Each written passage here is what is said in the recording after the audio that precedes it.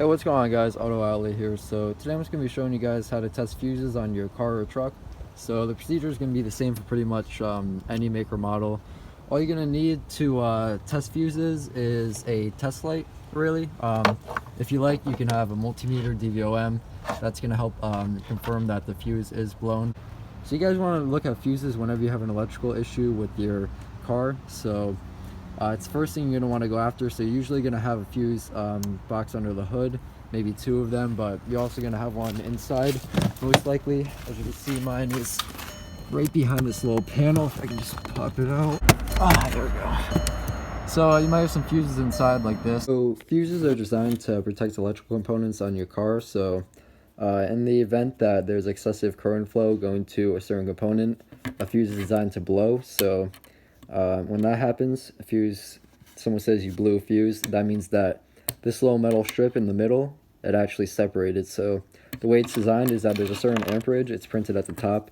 So you can see that this one, it's a little bad quality, sorry, but we got 20 amp fuse here. So that means that anything above 20 amps, this metal strip in the middle, it's going to melt down and it's actually going to break off power going to one of these sides. So this is actually what a blown fuse looks like. You see it's a little bit burnt residue, kind of. You can see that blackness there. It's kind of tough to see, but there's no connection being made in between the two.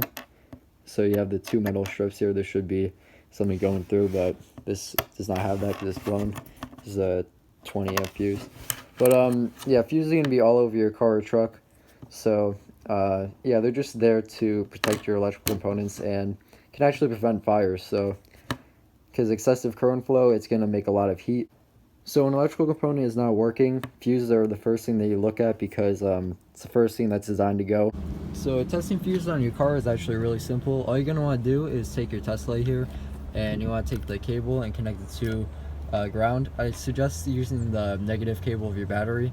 So that'd be this one over here, but as you can see, the negative goes right over to the chassis here. So that means that most of the chassis and components connected to it are grounded. So for example here, let me just show you. So even if we connect it, like say just to the body here, we could have a ground. So the way that you check if you have a good ground is just taking your test light and going to the positive post of the battery. So you can see that we do have a light, but it's kind of weak. So I'm just going to connect it to the negative instead, just like that. So check that I have a good test light. So what you're looking for is just the light here to illuminate. So you see I touch that, it illuminates. So I'm gonna go over to the inside now and show you how to check fuses.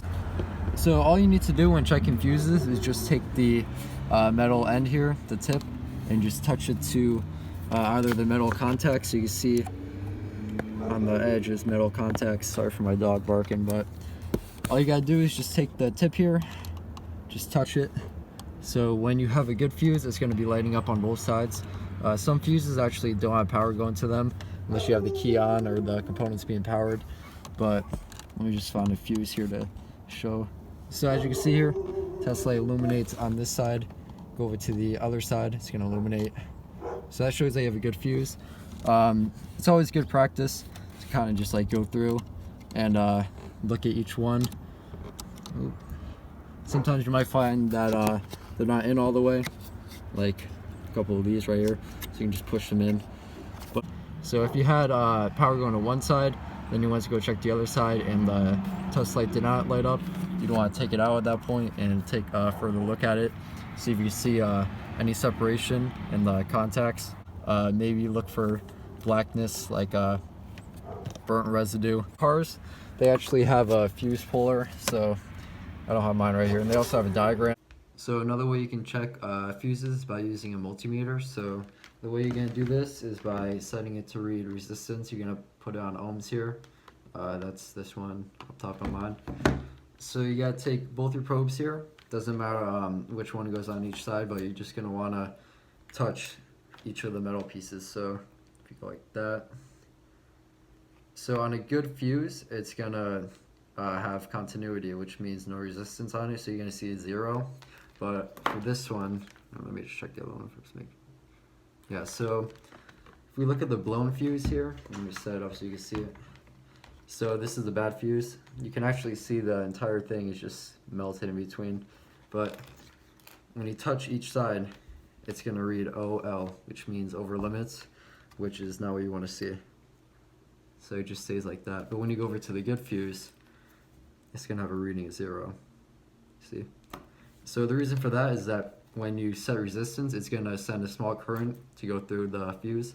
So if you put it on each of the metal things, you should be able to see if it's good or not, to see if it has the ability to pass current through. And as you can see, it has infinite resistance on that. I'm just going back for reference again. It's gonna have no resistance on this one. So that's a slightly more time-consuming way of checking fuses, but it's the most accurate in my opinion. Tesla, you might get misleaded if you disconnect from ground somehow, but yeah, that's pretty much it for this video, guys. I hope you enjoyed and you learned something about your car.